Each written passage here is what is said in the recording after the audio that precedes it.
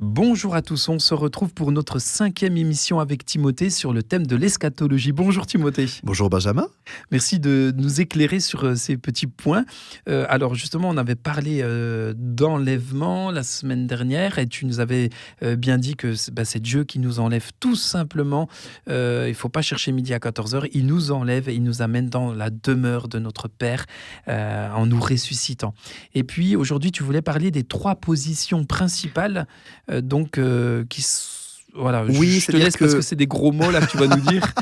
Il y a un côté où j'explique les choses très simplement, donc j'enlève beaucoup de choses. En fait, j'ai lu tout un cours de théologie sur lequel je me suis fondé pour créer toutes ces émissions que nous voyons ensemble, mais j'ai enlevé beaucoup de choses, beaucoup de petits détails pour justement expliquer un peu les grandes lignes, faire de la vulgarisation. Mais il y a quand même quelques petites choses à dire, à expliquer, sinon il y a beaucoup de gens qui me diront « Ah, c'est triste, tu n'as pas parlé de ça, c'est vraiment dommage. » Désolé, je ne parlerai pas de tout. Déjà, l'enlèvement, je reviendrai et je vous prendrai avec moi, afin que là où je suis, vous y soyez aussi, nous dit Jésus. C'est une petite promesse de Jésus de nous prendre avec lui. Et finalement, la grande question, que moi j'ai déjà commencé à donner un indice de comment je pense, mais j'ai pas trop expliqué pourquoi, c'est quand est-ce que l'enlèvement a lieu ? Et finalement, il y a beaucoup qui lisent Daniel chapitre 9, lorsqu'il parle de plusieurs épisodes qui vont se passer dans la fin des temps, qui parlent de semaines. Et il y a en gros 3 positions pour placer où est-ce qu'il est l'enlèvement.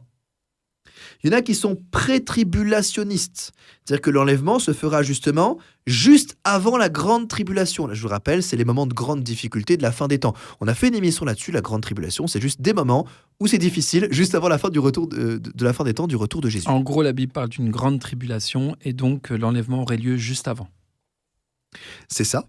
Il y en a qui sont mid-tribulationnistes, donc c'est plus près, c'est mid, c'est-à-dire que ça arrive au milieu. Donc ils pensent que l'enlèvement arrivera au milieu de la grande tribulation. D'accord. Et il y en a qui sont post-tribulationnistes. Attendez, si vous voulez voir des mots compliqués, qu'on parle de supralapsarianisme, qui est un vrai mot, hein, je ne l'ai pas inventé, et d'infralapsarianisme. Donc le post-tribulationnisme prétend que finalement, ça arrivera après ces moments de la grande tribulation. Finalement, moi, l'approche que je vous propose, elle a un nom. Elle n'est pas unique, hein, je ne suis pas du tout le seul au monde à croire ça, on est beaucoup. Ça s'appelle une approche amillénariste. Alors pourquoi ce mot-là, on verra plus tard. Mais en gros, c'est cette idée qu'on va prendre les choses très simplement, comme on le dit partout dans la Bible. Quand Jésus revient, c'est la fin de toute chose. Il y a un seul retour de Jésus qui revient. Et lorsqu'il revient, il prend les siens avec lui.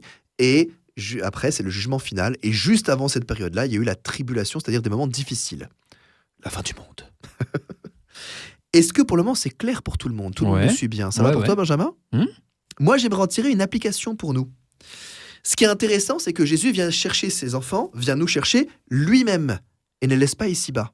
Il aurait pu dire « Oh, c'est bon, quand vous mourrez, vous allez au ciel avec moi, et puis voilà, c'est bon, quoi. » Et pourtant, non, je vais venir vous chercher. Je vais prendre du temps avec vous. Vous êtes mes enfants. Je vais en personne venir vous chercher un à un, personnellement. Il y a un aspect personnel dans ce retour de Jésus, cet enlèvement des chrétiens auprès de lui. Je vais venir te chercher, Benjamin. Je vais venir te chercher, Timothée. Je ne te laisse pas ici-bas. Et je trouve que cet aspect personnel, et en même temps, c'est Jésus qui fait lui-même l'effort, et c'est extrêmement beau. Il y a vraiment une application à vivre pour nous, c'est que Jésus veut nous avoir auprès de lui.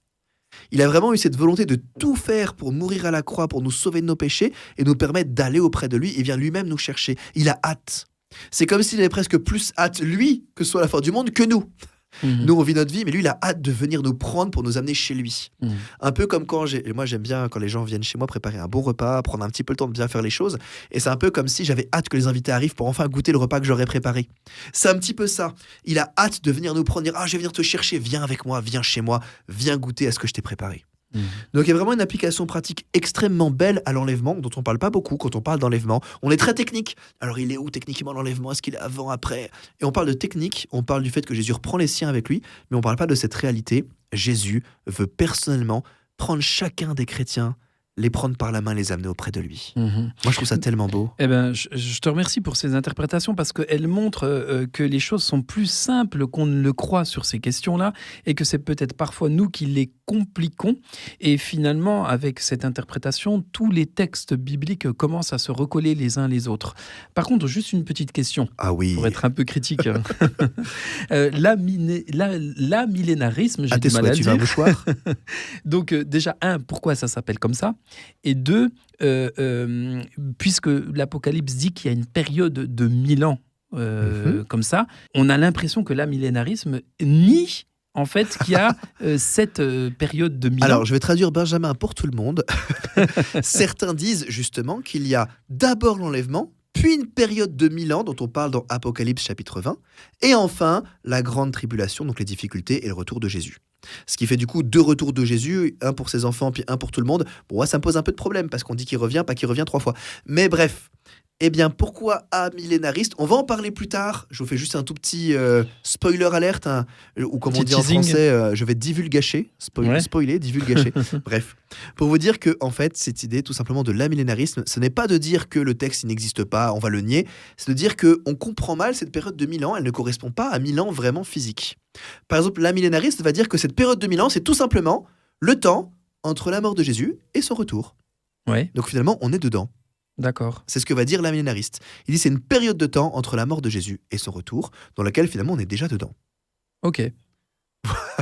D'accord, ok. Enfin, sauf que ça fait plus de 1000 ans, mais... C'est pas une période de 1000 ans, c'est une période de temps. Oui. 1000 représentant la multitude, le grand nombre, le longtemps. Et ils vont dire, oui, mais le texte dit 1000 ans. Oui, mais attention, le texte, c'est un songe. Quand le texte nous parle d'une grande prostituée, c'est pas vraiment une grande prostituée. Quand le texte nous parle de Babylone, c'est pas vraiment Babylone. Donc le texte a des aspects extrêmement symboliques dans l'Apocalypse. Oui, donc il représente une autre réalité. Tout à fait, elle est remplie de symboles. C'est pour ça que moi, je prends la Bible au pied de la lettre, je crois en ce que dit la Bible, je crois que ce que Dieu dit est vrai. Pour autant, ça ne me dérange pas sur un texte de l'Apocalypse de dire que 1000, c'est un symbole d'une période de temps qui est longue et qu'on ne connaît pas. Oui, tout à fait. Et puis je précise même que dire que c'est symbolique, ce n'est pas enlever la force au texte, et c'est même être plus littéraliste, puisque justement tu prends le texte littéralement, c'est-à-dire littéralement c'est un symbole, mais un symbole qui renvoie à une grande réalité qui, elle, n'est pas symbolique, justement. C'est ça, c'est bien dit.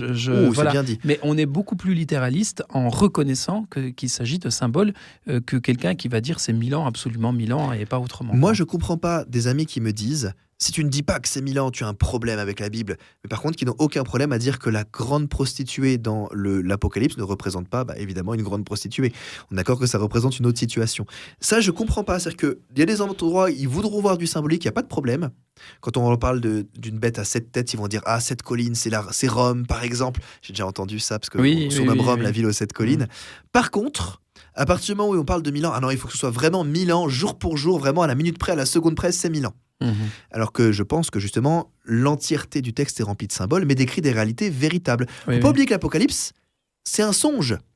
C'est quelqu'un qui, hop, il rêve et il voit des choses qui sont des symboles qui représentent des situations passées, présentes et futures. Parce qu'attention, l'Apocalypse n'est pas que futur. Attention. Donc, si j'ai bien compris, parce que j'ai plein de questions, on en parlera un petit peu plus dans une autre émission de l'amillénarisme. Et oui, je fais les choses dans l'ordre. Je vous rappelle un petit peu mon plan. On a parlé d'introduction ensemble.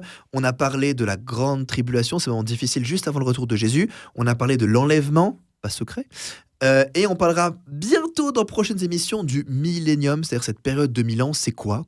Finalement, ce texte d'Apocalypse 20, il nous dit quoi ? Donc on en parle de la semaine prochaine, ça ? On n'en parle pas tout de suite, peut-être dans quelques semaines encore. Ah d'accord, ok. Enfin, il nous met l'eau à la bouche. Hein. Mais on va en parler, promis, juré. D'accord, très bien. Eh ben, en tout cas, merci beaucoup Timothée. Et merci pour tes questions, Benjamin. On se retrouve la semaine prochaine pour parler encore eschatologie, c'est-à-dire sur les textes bibliques qui parlent de la fin des temps. À bientôt. À bientôt.